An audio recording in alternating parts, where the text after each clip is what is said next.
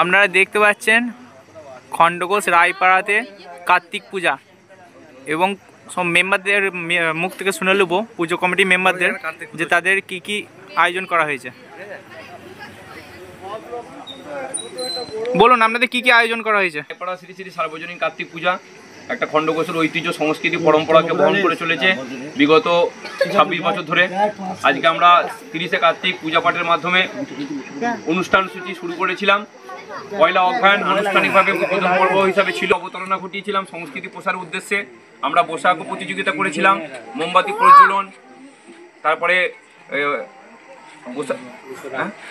শঙ্খবাদন এবং তারপরে গো as you like এরকম বিভিন্ন সাংস্কৃতিক প্রতিযোগিতা শুরু করেছিলাম। সেখানে আমরা প্রথম দ্বিতীয় স্থানাধিকারী যারা হয়েছিল তাদেরকে পুরস্কৃত করেছি এবং আনুষ্ঠানিকভাবে সূচনা পর্ব করেছিলেন খণ্ডঘোষ বিধানসভা ক্ষেত্রের সম্মানীয় বিধায়ক শ্রীযুক্ত নবীন চন্দ্র বাগ মহাশয়। তারপরে তার পরবর্তী সময়ে গোটা খণ্ডঘোষের আনাচে কানাচে বিভিন্ন প্রতিভা যারা ক্ষুদে প্রতিভা ছিল তাদের এখানে এই স্টেজে তারা নৃত্য আবৃত্তি পরিবেশন করেছে এবং সঙ্গীত পরিবেশন করেছে। আমরা তার পরের দিনে সোমবারে এখানে আমরা কলকাতার সারা জাগানো যাত্রাপালা প্রভাস অপেরা নিবেদিত অনিক ব্যানার্জি রচিত নির্দেশিত অভিনীত রাজবেশে ভিখারি সম্রাট যাত্রা পরিবেশিত হয়েছে। মঙ্গলবার রাত্রিবেলায় আবার আপনারা ওই একই মঞ্চে দেখতে পেয়েছিলেন বর্তমান সময়ে ইউটিউব জগতে সাড়া ফেলানো গায়ক কুমার অভিজিতের সঙ্গীত পরিবেশন, সাথে সাথে অনুরাগের ছোঁয়া সিরিয়ালের দীপা এসেছিলেন, ওনার নাম স্বস্তিকা ঘোষ, উনিও মনোরঞ্জন করেছেন। গোটা খণ্ডঘোষবাসী আমাদের অনুষ্ঠান সার্বিকভাবে দেখেছেন এবং সহযোগিতা করেছেন, প্রত্যেকে বিভিন্ন আঙ্গিকে সহযোগিতা করেছেন। আমরা গোটা খণ্ডঘোষবাসীর সাহায্য ছাড়া এই অনুষ্ঠানকে সাফল্যমণ্ডিত করতে পারতাম না। আমরা গোটা খণ্ডঘোষবাসীর কাছে কৃতজ্ঞ, কারণ খণ্ডঘোষের ঐতিহ্য সংস্কৃতি এবং পরম্পরাকে যা রায়পাড়া বহন করে চলেছে তাকে তারা মান্যতা দিয়েছে।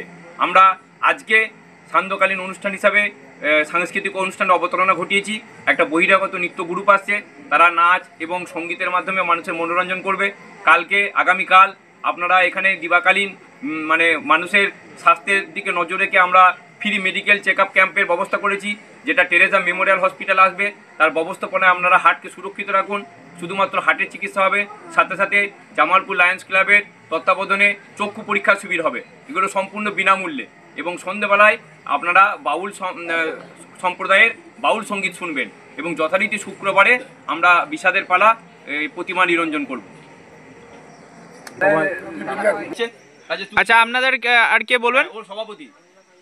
আচ্ছা বলুন, সভাপতি বলুন। হ্যাঁ, তুই দু চার কথা বল। বলছি আমাদের এই কার্তিক পুজোটা বিগত অনেক বছর ধরে হয়ে আসছে।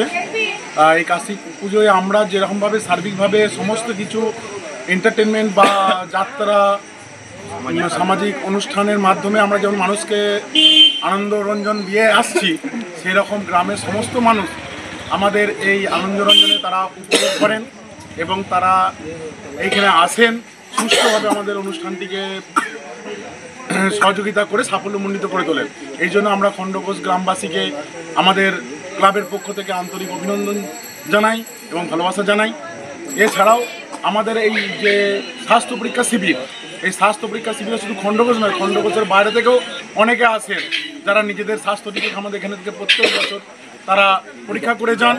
এবছর আবার বিশেষ আমাদের আকর্ষণ থাকছে মাদার টেরেজার নার্সিংহোম থেকে আমাদের হার্টের চিকিৎসা। এখন হট করে দেখা যাচ্ছে যে সেইখানে তো তারা যদি তাদের সুবিধা পাবে, তাদের জীবনটা আরও আনুষঙ্গিকভাবে এগিয়ে চলবে।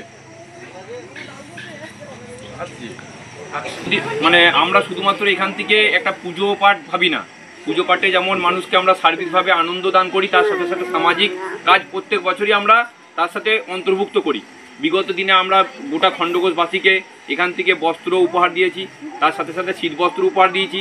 আবার এবছরে আমরা স্বাস্থ্য শিবির করছি।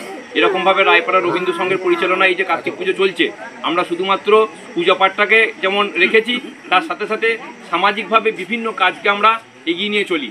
কারণ একটা ক্লাবের এটা প্রয়োজনীয়তা পড়ে, তারা সোসাইটির সঙ্গে সম্পর্কিত হয়। তাহলে আমাদের সোসাইটির সঙ্গে সম্পর্কিত, কারণ গোটা খণ্ডঘোষবাসী যেহেতু আমাদেরকে সাহায্য করে, তাহলে তাদের প্রতি আমাদের দায়বদ্ধতা থাকে।